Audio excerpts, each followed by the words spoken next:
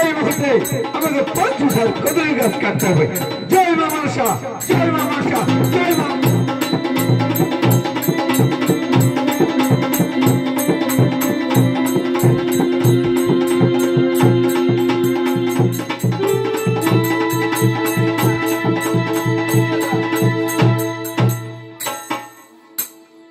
এটা কথা বল। আরে একটা কলার গাছ তো ছোটালুম না। আরে কেন করে তাড়াতাড়ি গিরিবাসী যাও। আরে সপ্তাহ বাগান কেন করে শেষ হয়ে গেল। আমি তো একটাও কাটলাম না। যাই হোক, কি হয়েছে সব কলার গাছ পরীক্ষা 5টা কলার গাছ বাঁচিয়ে এখন বেশ সুন্দর করে ভুড়ে বানা আমার শেষ। পরে কি হবে, এবার ভুড়ে বানা হবে। জয় মা মনসা।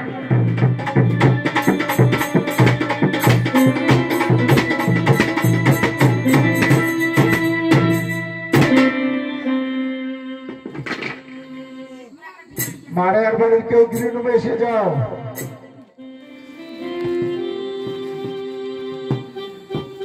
আর ভুড়ে তো সেই শক্ত হয়ে গেল। 6 মাস কেন 6 বছর ভাসি গেলেও ভুড়ের কিছু হবে না। দাদা, ও দাদা, ও দাদা,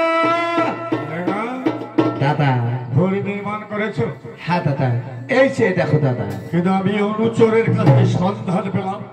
কে দাদা? তুই করল মক্ষণ দাদা। সপ্তাহ কলা বাগান কাটিতে তোরে কে দিয়েছে হুকুম? দাদা, এতে আমার কোনো দোষ নেই দাদা। এখানে ছেলে না, এই কদলি বাগানে এসে হঠাৎ করে মনে পড়ে গেল মা মনসার নাম। আর হাত থেকে খাড়া খাড়া খসে গিয়ে ঘ্যাসা ঘ্যাস ঘ্যাসা ঘ্যাস সপ্তাহ বাগানে একেবারে শেষ। আমি বুঝতে পেরেছি দাদা। করে বরণ করলো ভোর ওই 7 বেতন। দাদা এবারে ছলনা করে সপ্তাহ কলা বাগান করে গেল ঢাকা। দাদা, যা লেখার বিলম্ব করে লাভ নেই, যা হওয়ার তো সর্বনাশ হয়ে গেছে। দাদা ডাক্তি নিয়ে মর্যাদ গেছি বর্গগণ।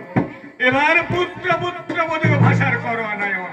বেশ, আমি তাই করছি।